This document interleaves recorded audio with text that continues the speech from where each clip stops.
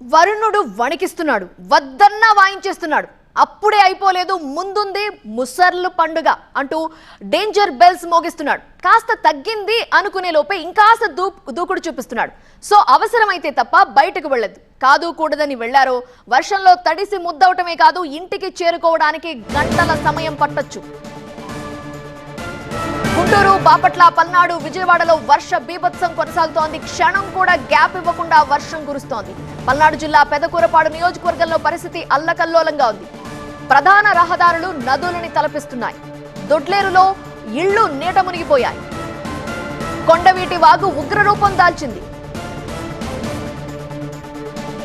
గుంటూరు కాజా tollgate దగ్గరకు భారీగా వరద నీరు చేరింది. గంటల తరబడి వాహనాలు నిలిచిపోయాయి. ఇబ్రహీంపట్నంలోని చిన్నలంక, పెదలంక ప్రాంతాల్లో అలర్ట్ కొనసాగుతోంది. తాడికొండ మండలం పొన్నేకల్లులో చెరువుకు గండుపడింది. నాగన్నకుంట, వడ్డపల్లిలో ఇళ్లలోకి వర్షపు నీరు చేరింది.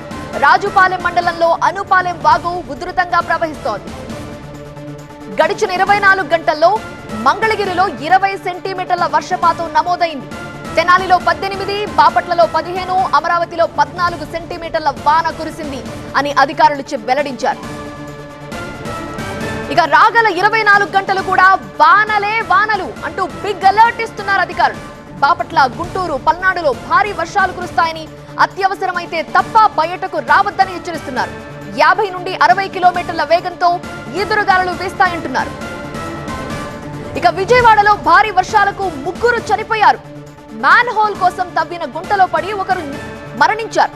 డ్రైనేజీలో పడి ఒకరు, చెట్టు కూలి మరొకరు మృతి చెందారు. మృతులు మధుసూదన్, మూర్తాజాగా గుర్తించారు.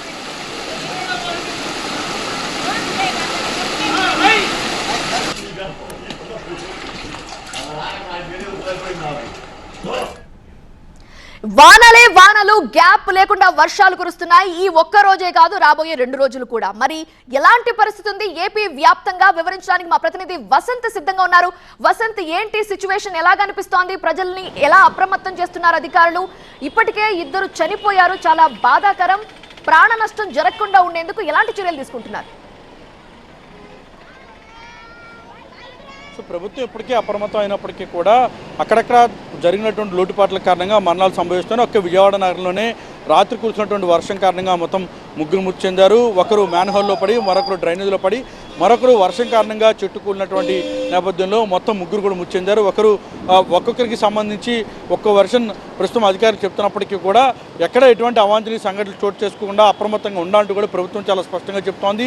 అధికార యంత్రాంగాన్ని ఆదేశాలు కూడా జారీ చేస్తోంది. ఇక ప్రస్తుతం వాగులు, వంకలు మొత్తం కూడా పొంగి పొరులుతున్నాయి. భారీ వర్షాల కారణంగా ప్రభుత్వం మొత్తం అధికార యంత్రాంగం మొత్తం కూడా అప్రమత్తంగా ఉండాలంటూ కూడా స్పష్టంగా చెప్తోంది. ఇప్పుడు ఎక్కడికక్కడ కంట్రోల్ రూమ్లు కూడా ప్రభుత్వం ఏర్పాటు చేస్తోంది. ఎక్కడెక్కడైతే వరద ప్రభావిత ప్రాంతాలు ఉంటాయో వారంతా కూడా సురక్షిత ప్రాంతాలకు తరలిపోవాలంటూ కూడా ప్రభుత్వం స్పష్టం చేస్తోంది.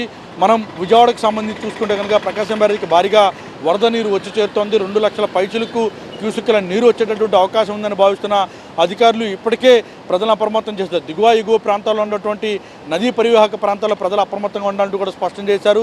ఇప్పటికే ప్రకాశం బ్యారేజ్కి సంబంధించినటువంటి మొత్తం 70 గేట్లను కూడా ఎత్తి మొత్తం నీటిని మొత్తాన్ని కూడా దిగువకు విడుదల చేస్తున్నారు. నదీ పరివాహక ప్రాంతాల్లో ప్రజలు మొత్తం కూడా అప్రమత్తంగా ఉండాలంటూ కూడా స్పష్టం చేస్తుంది. ఇక ఎన్టీఆర్ కృష్ణా జిల్లాకు ఉమ్మడి కృష్ణా జిల్లాకు సంబంధించి చూసినటువంటి సందర్భంలో ఇటు జగ్గైపేట నుంచి ఇటు దిగువన ఉన్నటువంటి మచిలీపట్నం వరకు, అటు తిరువూరు, తెలంగాణకు సంబంధించిన బోర్డర్లో ఉన్నటువంటి తిరువూరు వరకు కూడా ఉన్నటువంటి వాగులు, వంకలు కూడా పొంగి పొరులుతూ ఉన్నాయి. ఎక్కడెక్కడైతే వరద ప్రవాహం కారణంగా ఇబ్బందులు పడుతున్నారో ఆ ప్రాంతాల్లో వరద నీటిని మళ్లించేందుకు ప్రత్యేకంగా చర్యలు కూడా చేపడుతున్నారు. ఇప్పటికే జగ్గైపేటకి సంబంధించినటువంటి ప్రాంతంలో పలు చోట్ల వాగుల ద్వారా వరద నీరు వెళ్లేందుకు ఇబ్బందులు ఎదురైనటువంటి చోట నేరుగా స్వయంగా ఎమ్మెల్యేనే రంగంలోకి దిగి వరద నీటి మొత్తాన్ని కూడా మళ్లించేందుకు ప్రొక్లైన్లతోటి, జేసీబీలతోటి వాటి మొత్తం కూడా తవ్వుతున్నటువంటి పరిస్థితులు ఉన్నాయి. సో మొత్తంగా చూస్తే ఇటు గుంటూరు జిల్లాకు సంబంధించి చూసినటువంటి సందర్భంలో కొండవీటి వాగుతో పాటుగా ఇటు మిగిలినటువంటి వాగులు కూడా పొంగి పొరులుతున్నాయి. దాని కారణంగా ప్రస్తుతం గుంటూరు జిల్లాకు సంబంధించినటువంటి ఇటు విశాఖ, చెన్నై, కోల్కతా హైవే ఏదైతే కాజా టోల్ ప్లాజా ఉందో, కాజా టోల్ ప్లాజా వద్ద భారీగా వరద నీరు వచ్చింది. కాజా టోల్ ప్లాజా పైన రాకపోకలు నిలిచిపోతే వాటి ప్రస్తుతం క్రమబద్ధీకరించే పనులు అధికార యంత్రం కావచ్చు, ఇటు టోల్ ప్లాజా సిబ్బంది రంగంలో దిగి ప్రస్తుతం 16 లైన్లో ఉన్నటువంటి టోల్ ప్లాజాకి సంబంధించి కేవలం 8 లైన్లోనే ప్రస్తుతం అనుమతిస్తూ ఉన్నారు. ప్రస్తుతం టోల్ ప్లాజాకి సంబంధించి కార్యాలయం మొత్తం కూడా నీట మునిగినటువంటి పరిస్థితి. సో రాబోయే 24 గంటల్లో రాబోయే 48 గంటల్లో భారీ వర్షాలు పడేటటువంటి అవకాశం ఉందన్న సమాచారంతో ప్రస్తుతం చాలా పెద్ద ఎత్తున ప్రభుత్వం కూడా అధికారులంతా అప్రమత్తంగా ఉండాలంటూ కూడా ఆదేశాలు జారీ చేసింది. 48 గంటల్లో భారీ నుంచి అతి భారీ వర్షాలు కురిసేటటువంటి అవకాశం ఉన్న నేపథ్యంలో ఎప్పటికప్పుడు ఎస్డీఆర్ఎఫ్ ఎన్డీఆర్ఎఫ్ అధికారులు కూడా అప్రమత్తంగా ఉండాలంటూ, అందుకు సంబంధించి ఎక్కడైతే లోతట్టు ప్రాంతాల ప్రజలు ఉంటారో వారంతా కూడా అప్రమత్తంగా ఉండాలి, సురక్షిత ప్రాంతాలకు తరలి వెళ్ళాలంటూ కూడా ఆదేశాలు అయితే జారీ చేస్తూ ఉన్నారు. రైట్ వాసు.